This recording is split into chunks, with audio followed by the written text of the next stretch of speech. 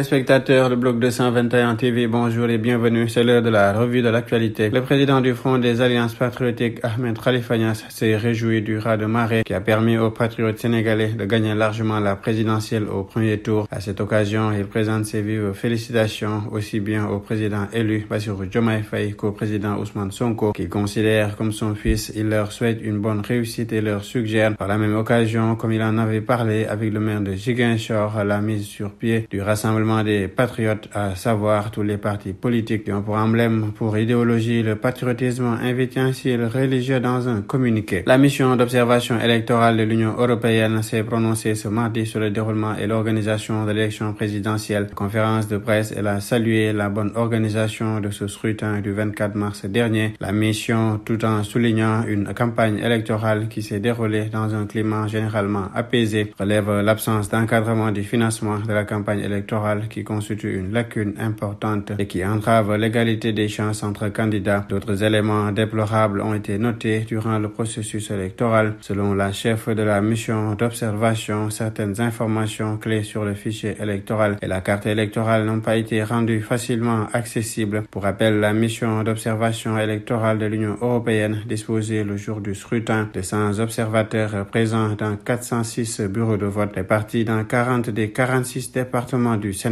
Le président Macky Sall va céder le pouvoir le 2 avril prochain à son successeur Bassirou Diomaye Faye, plébiscité à l'issue de la présidentielle du 24 mars dernier. En attendant, selon les Échos, le premier nommé poursuit ses activités. Après la même source, il était au bas-train ce lundi pour réceptionner le parc spécial de véhicules après avoir inauguré le garage moderne de la présidence de la République. Un drame, et pas des moindres, s'est déroulé ce mardi sur la route de Yeumbeul-Layène. Un homme qui marchait tranquillement est tombé avant de rendre l'âme sur le coup. Les sapeurs-pompiers sont intervenus rapidement pour récupérer le corps sans vie et entamer les formalités nécessaires. L'enquête de la police poursuit afin de trouver sa famille et déterminer les circonstances de sa mort. Sur l'international, au Mali, le 26 mars, c'est la date de la chute de la dictature militaire du général Moussa Traoré en 1991. 33 ans plus tard, ironie de l'histoire, ce jour marque officiellement la fin de la période de transition qui s'est ouverte avec le coup d'état militaire du mois d'août 2020. Mais en dépit des engagements pris par les actuelles autorités maliennes de transition, dans les faits, ces dernières sont toujours bien en place et semblent déterminées à rester au pouvoir. La durée de la transition avait fait l'objet de difficultés de négociation avec la communauté économique des États de l'Afrique de l'Ouest. Mais depuis lors, le Mali a quitté l'organisation régionale et la tenue d'élections n'a fait d'objet d'aucune déclaration concrète récente de la part de Bamako. Dans l'est de la RDC, la ville de Beni est à nouveau en deuil après le massacre d'une douzaine d'habitants par les rebelles des forces démocratiques alliées. L'attaque a eu lieu dans la nuit de dimanche et a été revendiquée par le groupe État islamique dans un quartier de la périphérie de Beni qui totalise cette année 10 ans sous exaction de ce groupe armé d'origine ougandaise. À noter que les armées congolaises et ougandaises mènent une opération conjointe visant les ADF depuis près de 3 ans sans pour autant parvenir à enrayer la menace. Suite à cette insécurité, les populations de la périphérie de Beni se rendent vers le centre-ville. Le ministère de la Santé du Hamas a fait état de 12 morts dont des enfants mardi dans une frappe aérienne israélienne sur la tente d'une famille de déplacés. Khan Younes dans le sud de la bande de Gaza. La frappe a touché, précise-t-il, la tente de la famille Al-Madoun plantée à l'ouest de la ville où sont installés nombre de gazouilles déplacés du nord d'enclave par les combats. Contacté par l'agence France Presse, l'armée israélienne a indiqué qu'elle vérifiait ces informations. En sport, le Sénégal a dominé ce mardi le Bénin 1-0 à Amiens en France. Après un penalty loupé par Mounier en première période, les protégés d'Aliou Cissé ont fait la différence par l'intermédiaire de l'attaquant d'Al Nassr Sadio Mané qui ne s'est fait pas prier pour transformer son penalty à la 59e minute. C'était tout, mesdames et messieurs. Nous vous donnons rendez-vous dans un autre numéro.